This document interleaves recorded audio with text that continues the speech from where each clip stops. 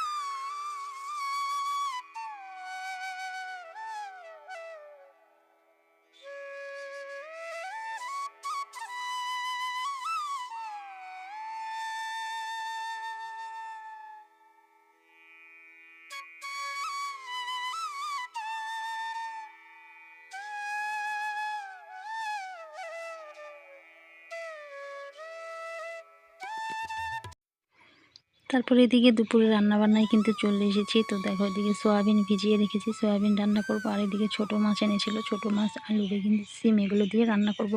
আর আমাদের বাড়িতে না যে কোনো মাছই আনুক না কেন সবজি দিয়ে রান্না করতে হবে, কারণ ওই যে সবজি সবাই খায়, তো বাচ্চারা কিন্তু সবজি খায় না, ওদের জন্য ওই যে সয়াবিন রান্না করব। ছোটো আলু সেদ্ধ করে আলুর দমের মতো করে সয়াবিন দিয়ে কিন্তু রান্না করব। আর এই যে দাদা খাবে, আর হচ্ছে আমার মানে ভাসুর আর আমার বরের জন্য যে মাছ রান্না করছি সবজি দিয়ে। তো ওরা না শুধু মাছের তরকারি না খেতে যায় না সবজি দিয়ে না করলে। তো আমার কাছে আবার শুধু মাছের তরকারিও কিন্তু ভালো লাগে। তো অনেকেই কিন্তু করে শুধু মাছের তরকারি। তো এই বাড়িতে কিন্তু শুধু মাছের তরকারি হয় না, সবজি দিয়েই সবসময় করা হয়। তো এদিকে এই মাছ তরকারিটা হয়ে গেছে, সেটা আগেই হয়ে গেছে।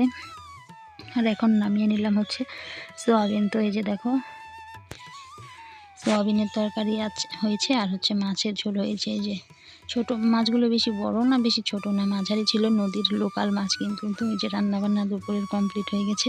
তো এখন এই যে দুধগুলো জাল করতে মানে উনানে দিয়ে দিয়েছি, দুধটা জাল করব। তো এদিকে রান্নার কিছু বাসন বেরিয়েছিল সেগুলো মেজে নিয়েছি, আরও কিছু বাসন আছে। আর দুপুরে রান্নাবান্নার পরেও কিন্তু অনেক বাসন বেরিয়ে যায়। তো এদিকে যে দেখো কড়াইটা রয়ে গেছে, কড়াইটা মাজতে হবে। দুধটা জাল করে রেখে যাই, যেহেতু উনানটা গরম আছে, আর গরম উনানে দুধটা জাল করলে কিন্তু তাড়াতাড়ি হয়ে যাবে। আর এইভাবে দুধ জাল করে রাখলে না উপরে অনেকটাই সর পড়ে, উনানে এইভাবে দুধ জাল দিলে না ভীষণ মানে সুন্দরভাবে কিন্তু সর পড়ে। আর সর দিয়ে তো ঘি তোলা যায়, তো এখন ঠান্ডার দিন এখন ঘিটা তুলে রাখলে পরে কিন্তু খাওয়া যাবে। আর দেখো বাড়িতে দুধ থাকলে কিন্তু অনেকটাই সুবিধা আছে, বাড়ির দুধ মানে দুধটাও খাওয়া হলো, ওদিকে সরটাও হলো, মানে ঘিও হয়ে গেল। তারপর খাওয়া দাওয়া করে বিকেলবেলা বাঁশ নিয়ে কোথায় যাচ্ছি দেখো বন্ধুরা, এত বড় একটা বাঁশ নিয়ে ছুটলাম। তো যাচ্ছি খড়ি আনতে।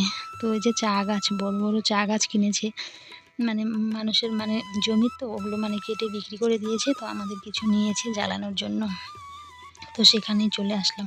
আর এক একটা গাছ এত বড় এত ভারী, অনেক গাছ নেওয়া হয়ে গেছে, আর এই যে অল্প একটু বাকি আছে, এই কটা নিলেই কিন্তু হয়ে যাবে। আর হাতে নিলে না বেশি কিন্তু নেওয়া যায় না, দুটোর বেশি। আর এটা বাড়ি থেকে কিন্তু বেশি দূরে না, সামনেই কিন্তু। তো তোমাদের দাদাভাইকে বললাম চলো না একটু যাই, অনেক তেলিয়ে তেলিয়ে নিয়ে গেলাম, কারণ এত বড় বাঁশটা যদি মানে গাছগুলো ভরি তাহলে একা কিন্তু আনতে পারবো না। তো এক পাশে কিন্তু ওকে ধরতে হবে, আর এক পাশে আমি ধরবো, দুজনে ধরেই কিন্তু এভাবে বুদ্ধি করে গাছগুলো কিন্তু আনতে হবে। তো হাতে হাতে আনা হচ্ছিল কয়েকদিন থেকেই দুটো করে গাছ আনা হচ্ছিল, আর শেষ হচ্ছিল না। তো ভাবলাম এইভাবে যদি বাঁশের মধ্যে 7-8টা করে গাছ নিতে পারি তাহলে কয়েকবার নিলেই কিন্তু অনেক গাছ কিন্তু নেওয়া হয়ে যাবে।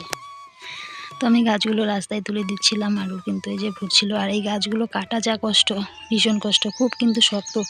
চা গাছ কিন্তু প্রচণ্ড শক্ত, একদম হরিণের হাড্ডির মতো কিন্তু এক একটা শক্ত গাছ। এগুলো কাটতেও কিন্তু একদম হাতের 12টা বেজে যাবে। তো এগুলো শুকিয়ে গেলে আরও বেশি কিন্তু শক্ত হয়। এখনও কিন্তু শুকোয়নি, শুধু মানে পাতাগুলো কালো হয়েছে, গাছটা কেটে দিয়েছে জন্য। তো এখানকার বাগানটা না ভেঙে দিয়েছে।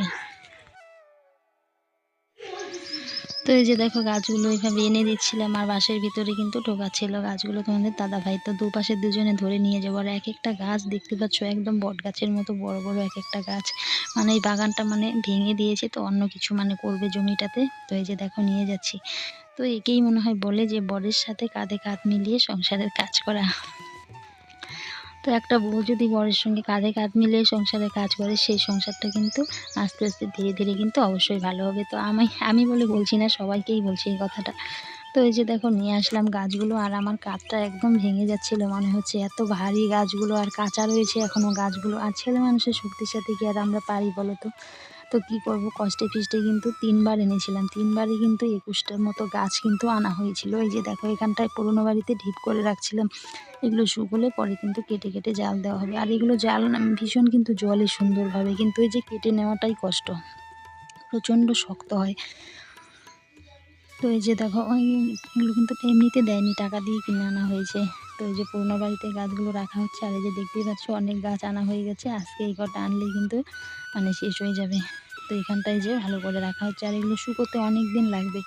আর এগুলো একবার শুকিয়ে গেলে না মানে জাল দিতে মানে এত জলে খুব